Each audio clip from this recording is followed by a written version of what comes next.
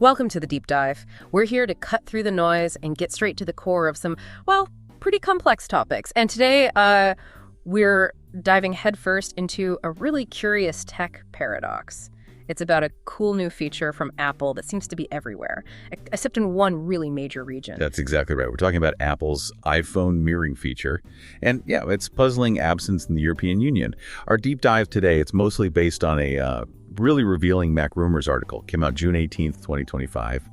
And it gives us Apple's official line, but also some fascinating, user reactions and sort of the industry context around it. Okay, so our mission for you today is pretty clear. We're going to unpack exactly what this iPhone mirroring thing is. We'll try to understand Apple's stated reasons why it's a no-show in the EU, and then explore the different viewpoints, looking at everything from the big regulatory stuff down to everyday user experiences, all to give you a comprehensive picture. So yeah, let's get into it. Right. Let's start with the feature itself. So iPhone mirroring. It was introduced on macOS Sequoia last year, which, given the article date, that means 2024. And it's essentially a way to, bridge your Mac and your iPhone pretty seamlessly. Seamlessly, huh? Okay, what does that actually look like? I mean, for someone using it day to day, can you really do everything you'd normally do on your phone?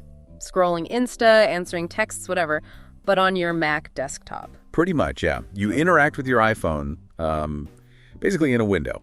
Right there on your Mac's desktop. And it's all wireless. It's designed so you can use your iPhone apps, get the notifications, do pretty much any task you'd normally grab your phone for. But, right there from your Mac. The whole idea is keeping your focus on one screen, minimizing that constant device switching we all do. Right. And that convenience, that's exactly why its unavailability in the EU is, such a big deal, isn't it? So despite being out there globally, for now, iPhone mirroring is still blocked in the EU, and Apple's actually confirmed this isn't changing with macOS Tahoe either. That's the next OS for Macs, expected this fall 2025. Yeah, and the big question is just why? What's the holdup? Apple did give an official explanation. They spoke to this French tech website, Numerama. It was during WWDC 2025, their big developer conference. Mm-hmm. And they basically said the core reason for this, continued absence is continued regulatory uncertainty. Okay, regulatory uncertainty. That sounds purposefully vague, maybe. What does that actually mean for Apple? What are the specific worries? What are they afraid might happen? Well, yeah, it's vague. And that's where the interesting speculation comes in based on the context. One major worry seems to be that the European Commission, the EC, or the EU's executive arm that enforces these rules, they might eventually force Apple to make iPhone mirroring work on Windows devices too. Which, for Apple's tightly controlled ecosystem, that would be a huge shift. Wow, yeah. Opening it up to Windows. Exactly. Or another related concern, maybe the EC could require Apple to offer, Android mirroring on the Mac. Again, something Apple has historically really avoided. Okay. And maybe the biggest fear underlying all this is that just offering iPhone mirroring on the Mac, could that somehow push MacFest itself towards being designated a gatekeeper platform? We've heard that term a lot, right? Especially with iOS and iPadOS under the EU's Digital Markets Act, the DMA. Right, the DMA, that big EU law trying to make digital markets fair. Yeah, exactly. And if macOS got labeled a gatekeeper, that would bring much, much stricter rules for it in the EU. So for Apple, this isn't just about, one little feature. It feels like a bigger strategic calculation. Oh, absolutely. If macOS were tagged as a gatekeeper, it would fundamentally change Apple's control over its whole computer ecosystem. It could force changes way beyond just iPhone mirroring. So it really shows how careful these big tech companies are trying to be protecting their platforms against these evolving regulations. Okay, so we've sort of unpacked Apple's side, these complex regulatory fears. But what about the people, the users, the ones actually using this feature, or, not using it in the EU? The community's been pretty vocal, hasn't it? And what's interesting is just how varied the reactions are. It's completely divergent viewpoints. Who knew a mirroring feature could stir up this much debate? It's true.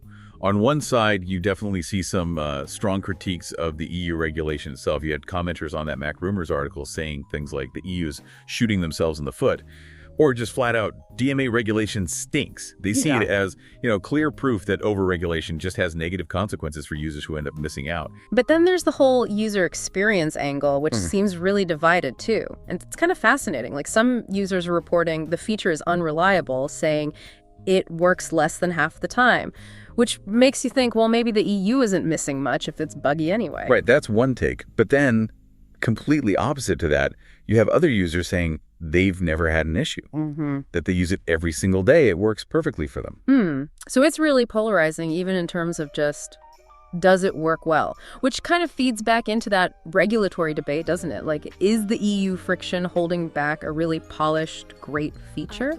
Or is it maybe just exposing something that's still a bit, early stage and has kinks? That's a really good question. And then there's another layer, how people actually use the feature, or if they even bother. Some users were saying, look, they rarely use iPhone mirroring anyway. It's often just quicker to grab the actual phone. Yeah, I can see that sometimes. But here's a twist. Some of the things users want actually seem to line up with Apple's fears. People were saying they'd love to see cross-platform stuff happen, like macOS supporting Android mirroring, or even iOS mirroring to Windows PCs. Ah, interesting. So the demand for that broader compatibility is actually out there from users. Seems like it. Even if it's the very thing causing these regulatory headaches for Apple in the first place, it's quite the tangle. It really is. So what does this all boil down to for you listening? We've basically explored this core tension, right, between the convenience of a feature like iPhone mirroring and then the complexities and the perceived risks of dealing with specific regulatory zones like the EU. Yeah, it's a really neat little case study in how global tech works today, or maybe how it struggles to work smoothly everywhere. And it leaves you with this thought, right? Consider this. We live in a world where tech ecosystems are getting more and more interconnected, and at the same time, you have regulations like the Use Digital Markets Act trying to pry open these systems. So what's the right balance there? Does trying to force everything open just inevitably lead to features fracturing? Available here but not there. Or could it actually push innovation in new ways we don't expect? And what does this specific Apple case tell us about maybe the future of global product launches for these massive tech companies? It's definitely something to chew on long after we finish up today. That's it for today's episode. Thanks for tuning in to Cozy Tech Talk Podcast. If you enjoyed this episode, don't forget to subscribe and share it with fellow tech enthusiasts. Until next time, stay cozy and stay techy.